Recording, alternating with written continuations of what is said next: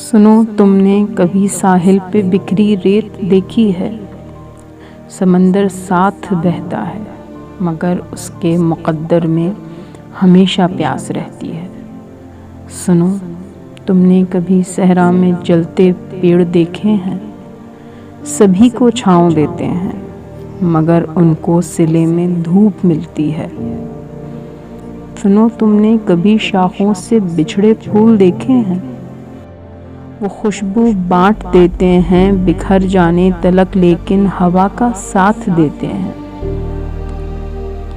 सुनो, तुमने कभी मेले में बजते ढोल देखे हैं? अजब है अलमिया उनका, बहुत ही शोर करते हैं मगर अंदर से खाली हैं।